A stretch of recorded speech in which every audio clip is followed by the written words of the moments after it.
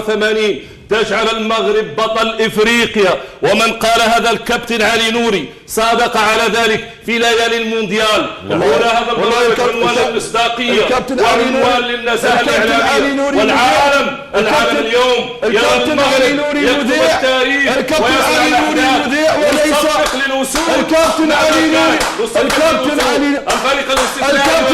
نوري مذيع وليس محامي في محكمة التحكيم الرياضي. شوف، عندما تتحدث عن هذه الأسماء المغربية تحدث عن عيسى ديوب طوب، عن المغرب طوب، ونكتب التاريخ ونواصل لرحلة الأحلام. شكرا.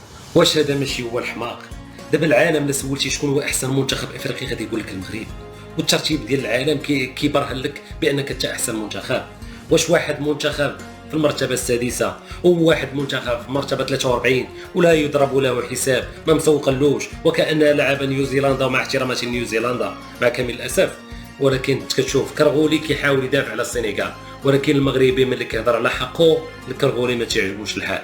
اصدقاء ديالي باقي الجزائري مسكين مريض بشي حاجه سميتها المغرب، كيقولوا البطل الافريقيه اللي هو السنغال، والمغرب هو البطل واعلن عليه الاتحاد الافريقي. ما عمركم غتتقاداو، نتوما برات في راسكم، نتوما دائما كتدافعوا على شي حاجه ما عندكم بها حتى علاقه، كتدافعوا على بوليزاريو ما عندكم حتى شي دخل في هذه القضيه، كتدافعوا على السنغال، المغرب والسنغال، وانتوما شي حمارتكم في اسبوع الفرس. راه لا اله الا الله محمد رسول الله، راه نتوما مرضتوا الله يشافيكم. نخليكم تشوفوا هذه القربانه التاريخيه، البطل ديالنا ماشي تشجعي، نتوما شوفوا حكموا وحرقوا لي هذاك اللايك، بارطاجيو لينا الفيديو الماكسيموم، بلا ما نطول عليكم ليتس جو. افضل فريقين حاليا، نعم افضل فريقين من وجهه نظري، افضل فريقين في قاره افريقيا من وجهه نظري المتواضعه السنغال والمغرب، افضل فريق. والمغرب افضل، قلت كده لانه واصل الرحله وكان يستحق انه يكمل يا ميسم، وده اللي بنقوله يعني. شكرا نكمل مع المنتخب. شكرا ابو عمر، شكرا، تفضل. اول نقطه مهمه جدا، انا ما يهمني لما تتكلم على المنتخب الجزائري او تتكلم على اي منتخب فنيا ما دام تقول الحقيقه انا شاطرك الراي.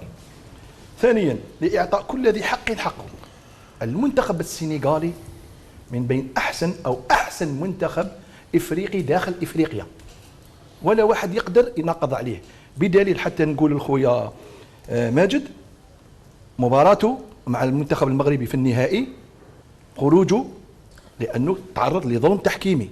من قال ذلك؟ من قال ذلك؟ من قال ذلك؟ لا من قال ذلك؟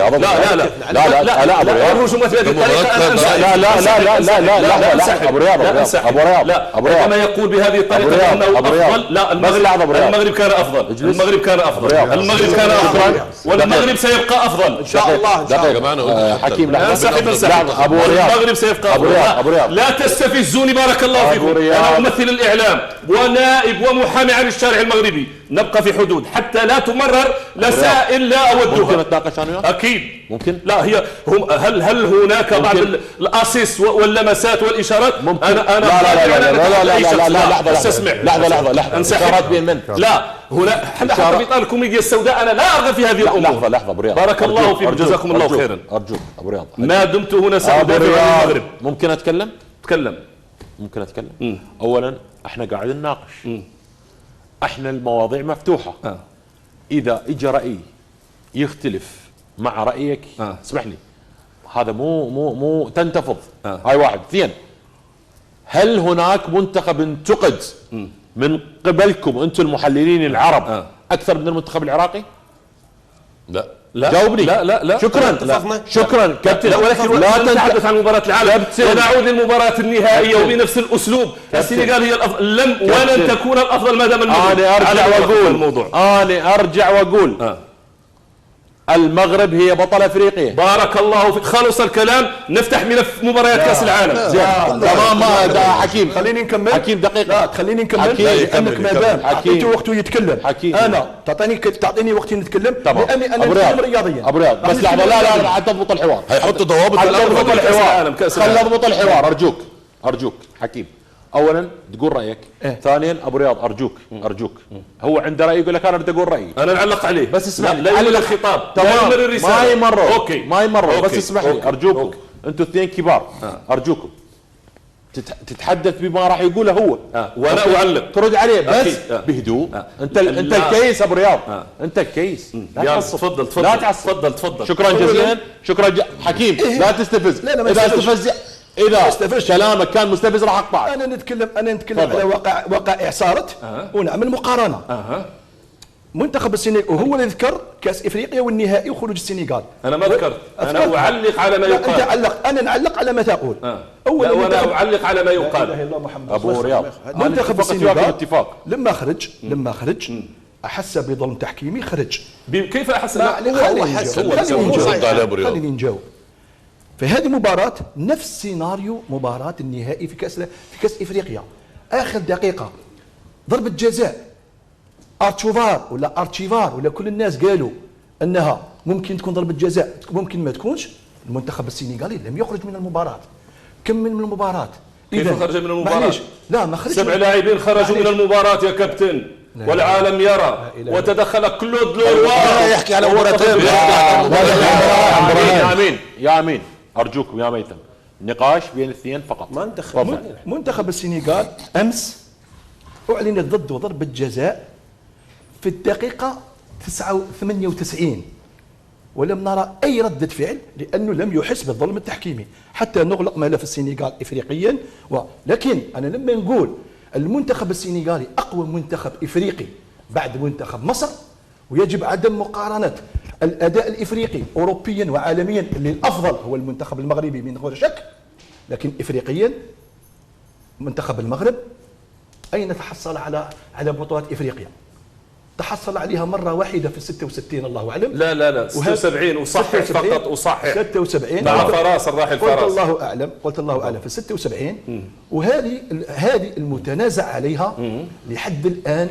المنتخب المغربي كان هناك قرار تم تعليقه إداريا، كان قرار إداري بإعلان المنتخب المغربي بطلا إفريقيا، ولكن لما وصلت إلى محكمة التحكيم الرياضي الأمر أو القرار تعلق، وبقيت الامور على ما هي رياضيا. منتخب شكرا. لا ماده 82 و84 تجعل المغرب بطل افريقيا، ومن قال هذا الكابتن علي نوري صادق على ذلك في ليالي المونديال. هنا هذا المغرب عنوان المصداقيه وعنوان للنزاهه الاعلاميه، والعالم اليوم يرى المغرب يكتب التاريخ ويصنع الاحداث ويصفق للوصول. الكابتن علي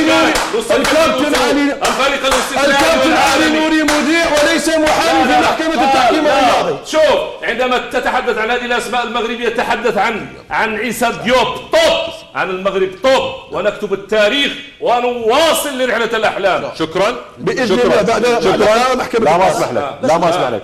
شكرا حكيم.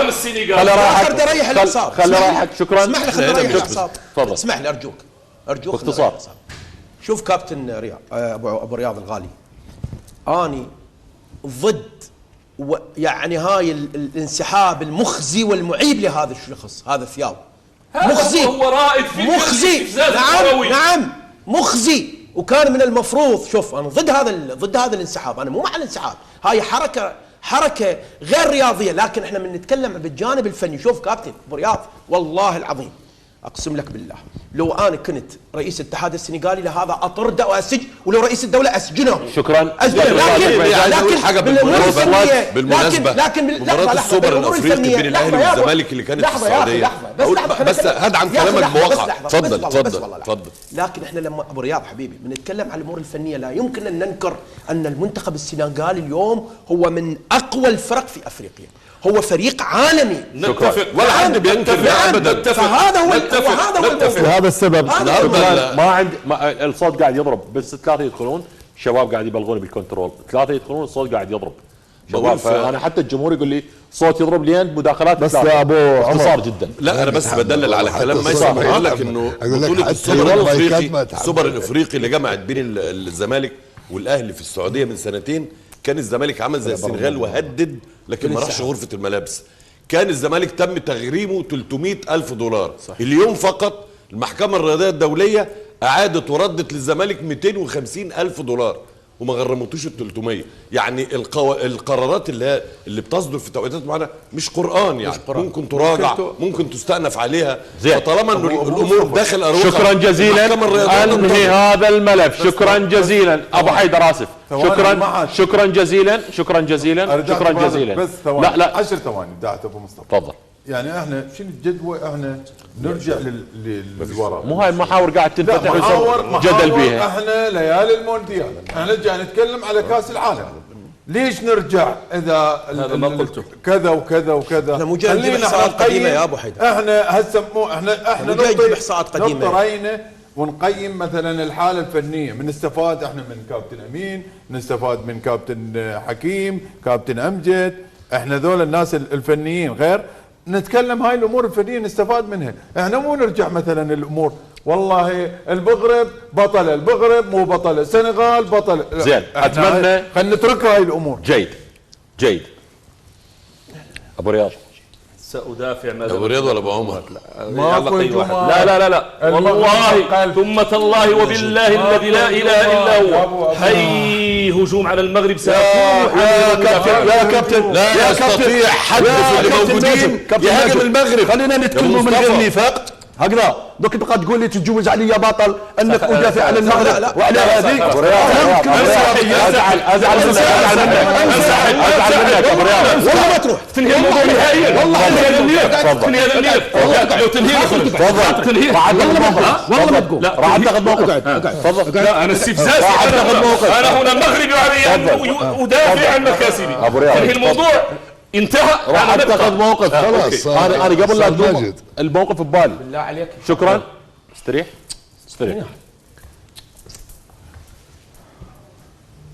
الموقف عندي صار المغرب بطل افريقيا، شاء من شاء وابى من ابى. خلص هذا احنا اللي نقوله كعرب. اللي عنده راي ارجوكم خليه يحتفظ بالراي له بدون استفزاز وبدون. الرجل ما يتحمل يقول لك انا ما اقدر، انا ادافع عن بلدي ومن حقه يدافع. وبالعكس انا اثني عليه. ليش؟ لان عروبي مغربي اصيل قاعد يدافع عن بلده، لكن بنفس الوقت حكيم يقول لك انا عندي راي. فحكيم اتمنى موضوع المغرب والسنغال بعد لا يفتح. انا تكلمت فنيا. انا تكلمت فنيا. ابو رياض تكلمت عندي ابو رياض ما يعلم. حبيبي سياسه تكميم الافواه ماشي. ابو رياض استريح. شكرا حكيم. راح اخذ فاصل. راح اضطر اخذ فاصل. شكرا جزيلا. شكرا جزيلا. اصدقاء ديالي خوتي المغاربه العزاز، كيف جاكم ماجد الشجعي؟ اذا كان عجبكم الكلام ديال ماجد الشجعي والدفاع ديالو على المملكه المغربيه وبهذه الطريقه، ما تنساوش تشجعونا بلايك وتعطيونا الاراء ديالكم وتسيطروا من خلال التعليقات. احنا معاك السي ماجد الشجعي وكنشكروك على الدفاع ديالك على المملكه المغربيه. حنا كاملين غنكونوا بلاصه ماجد الشجعي، ما غاديش نسكتوا على هذه القضيه. المهم اصدقاء ديالي كنتمنى تكونوا استمتعتوا معنا بهذا الفيديو. السي مازال ما داروش لينا لايك، حركوا لنا داك اللايك، اشتركوا في القناه، فعلوا زر ديال الجرس باش توصلوا دائما بجديدنا. تهلاو لي في راسكم والسلام عليكم ورحمه الله وبركاته.